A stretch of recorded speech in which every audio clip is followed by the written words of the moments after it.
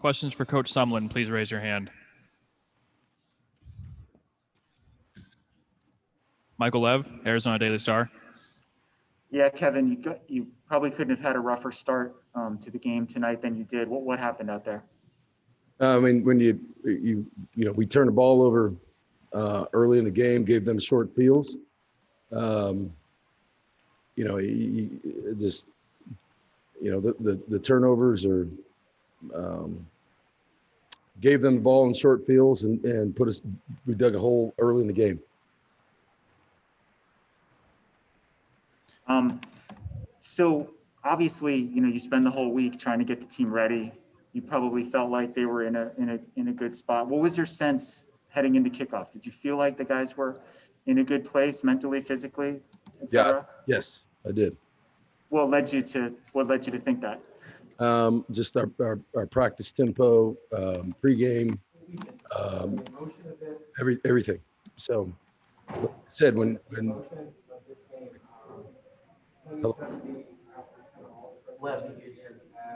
What's going on? Sorry, Michael, can you mute yourself when you're not talking? So, the turnovers and, our inability to bounce back from the turnovers, giving them short fields to score early. No matter what your emotional level is, when you turn the ball over like that, particularly early in the game with short fields, it's not a good recipe. Okay. So when you're in the situation that you're in right now, there's a lot of speculation out there about your job. Are you concerned after this result right now about your future? No, I mean, it's what we sign up for, right? And this was it's a tough deal, right? But as a coach, that you can't approach life, your team, anything like that, right? So we just got to keep working at it, and that's what I'm going to do. Next question, Justin Spears, Arizona Daily Star. Coach, after a game like this, what do you tell your players afterwards? No, I just in the locker room, just basically said, hey, look, there's coaches and players. You got to fight your way out of it. You got two options: you either quit or fight, and that's where we are. Next question, David Kelly, KVOA. You're muted, David. David, we can't hear you. We're going to move on. Next question, Alec White, Arizona Daily Star. Yeah, Coach, you just talked about the message that you gave the players. Was it especially tough to give it to the seniors that have been here for the last several years and have given a lot to this program? Yes. What was, the seniors kind of take away, the senior experience pregame experience? What was that like just to exchange words? For them to have their parents there, that was a great deal for them, right? Because they haven't been able to be at the games. And obviously, there's a lot of frustration for those guys, and not just for the seniors, but the players around them for the experience that they had this evening. And then the decision to put in Will Plummer in the second quarter, I believe. At that point, did you feel that the game was too far out of reach to risk Ganell? What was the reason behind that? No, I mean, I thought Will came in and gave us a spark, actually. Moved the ball down the field. He'd been playing the last couple of weeks.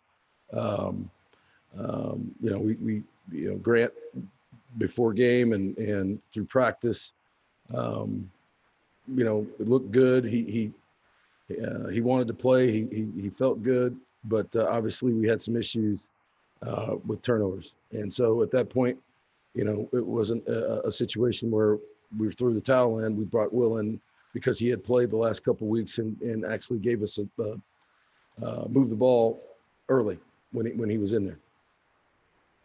Next question, back to Michael Lev. Do you feel like Grant was 100% healthy going into this game? What's that? Was Grant 100% healthy going into this game?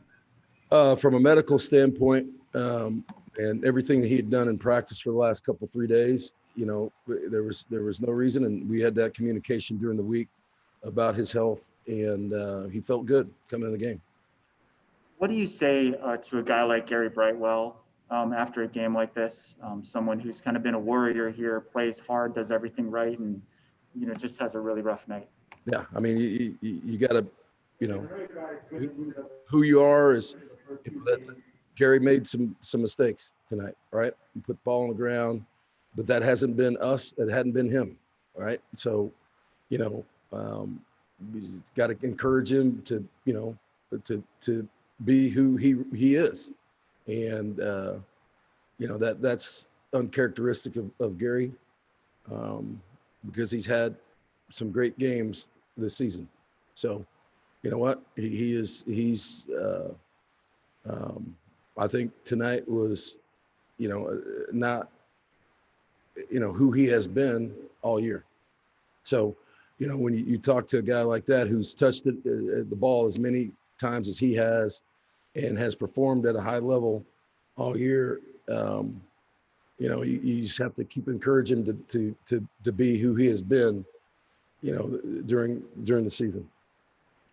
Given the situation you guys are in terms of 1-loss record, and also how many guys got hurt tonight, is there any chance that you would turn down the opportunity to play next week? I can't answer that right now. I mean, just because of numbers, right? So we'll see where we are tomorrow. We're not talking about turning down. We just got to see where we are injury wise. Next question back to Justin Spears. And kind of going off that was just a lot of uncertainty with next week. What's just the overall team's mindset right now? What's that? With so much uncertainty next week with the players and even with, you don't even know who you're going to be playing. Just what's the overall team mindset right now? Yeah, I mean, everybody's disappointed, right? Everybody's frustrated. Everybody's, not happy right now. But, with that comes, what we'll see where we are injury wise. So, we got another game to play, and that's the mindset right now. Okay, thank you, everybody. That's all for tonight.